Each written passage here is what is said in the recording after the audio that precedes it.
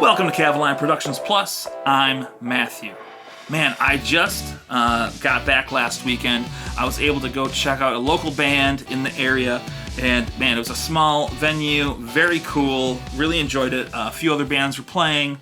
The first band actually took the stage, and they were killing it. They were having a really good time. It ended up being like their first show, but they were fighting feedback. And if you want to learn how to fight feedback like I do, take a look at this video right here. But they weren't sound guys, they were just in the band, okay? So they were fighting feedback throughout their set. And what I ended up seeing, what I ended up learning was they ended up bringing their own microphones to the gig. Now, before everyone gets all upset at me, I'm going to say this very, very clearly. I am one of the I bring my own microphones to the gig type of guys. And especially at the end of this whole COVID world we're still somewhat a part of. I definitely would understand as a touring band, hey, you're going from city to city, you don't want to get sick, so you're using your own microphones. Let me tell you how that can be an issue and why I think the feedback was coming from those mics that they brought. So, one, hey, you can afford it. You're bringing your own mics with you on tour or to the show. Rad. But there is an issue. You see, hopefully their sound guy, which this space didn't seem to have a sound guy, which I found peculiar. And also makes me want to work. I'm like, okay, I can run sound for these guys. Give me the iPad. Give me the console. Where's it at? Let me take care of them. My wife is like, no, we're on a date, okay? We're on a rock and roll date. You can't run sound. So, they're using their own mics. The space, if engineered properly, their guy, whoever it was, would have rang out those speakers with the space, with the venue's own microphones.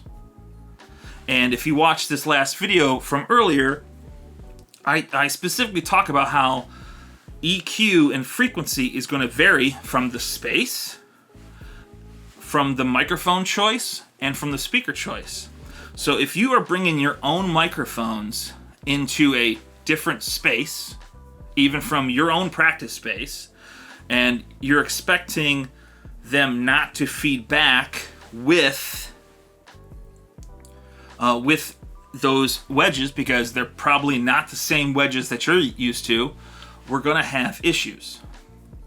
And I'm sure if they were later on in that set, like they were like the headlining band, typically in my area, the headlining band gets a proper sound check first before any of the other bands. They would have found out those things. I was running sound for a venue in the area. I had a band come, and they all brought Shure Beta 58s. Love that microphone. It's killer. They came late.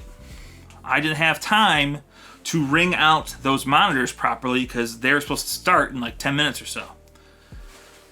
But as an engineer, I was respectful and said, hey guys, listen, I get it. I'd love to use your microphones, but I can't promise you there won't be feedback. And they were like, dude, okay, we'll just use what you got. Now was this post-COVID? I think it was post-COVID. But man, I always keep some disinfectant wipes with me in my gig bag.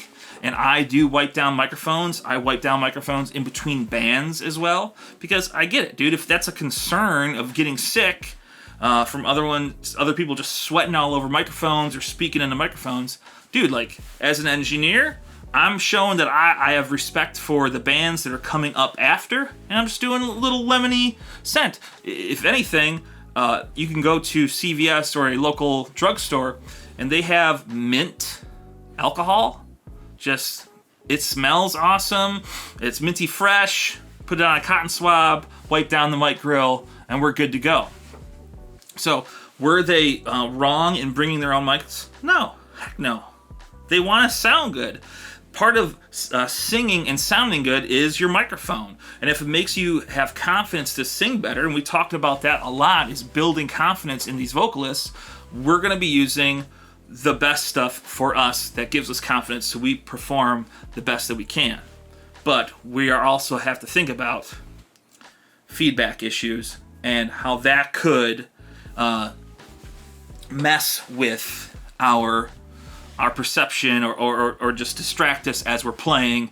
Where's this feedback coming from? I got ADD. I got ADD so bad. If you haven't realized I don't, I'm looking around my room right now wondering what's going on.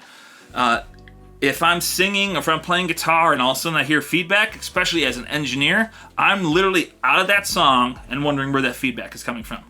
So don't put yourself in that situation.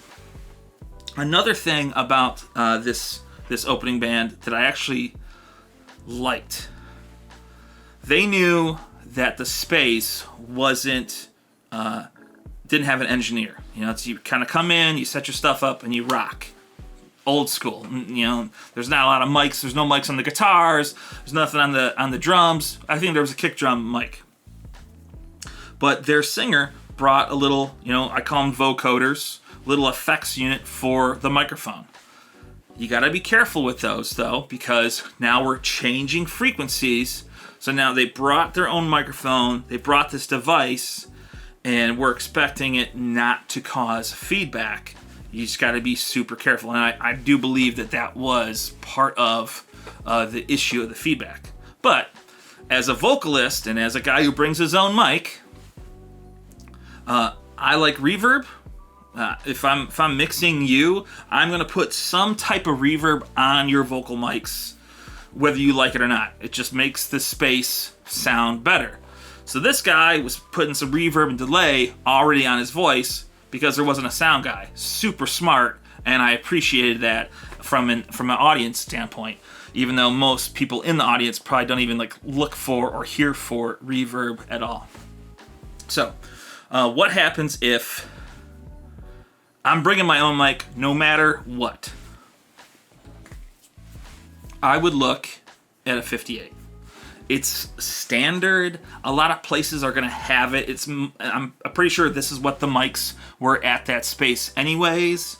I think the band brought in super cardioid mics, which are usually excellent for feedback control, but it was just it was just like a perfect storm. The band was so tight together. Everyone was on top of each other. It was pretty cool. The space is awesome. The equipment's good, but I'm sure the mics were picking up drums and they're picking up this and picking up that. It was just rough on a lot of things. You know, it wasn't a ton of feedback, but it did happen enough that if I was on stage, I'd be upset and distracted. So keep a 58 with you. You know, these are the industry standards. They have some good feedback retention, and they're most likely already EQ'd for that space. Just a little tip today, super quick video. Once again, thank you for watching. If you want more tips, more tricks, obviously like and subscribe, but please put a comment down there in the comment section. I will reply, or I will even do one better and make a video on your suggestion. I'm a brand new channel. I've only been around for a few weeks at this moment of this video, so I need content. If you're having issues, if you have problems, if you need help, I am happy to help you in the community. Until next time, keep watching. Thanks for watching, and keep rocking.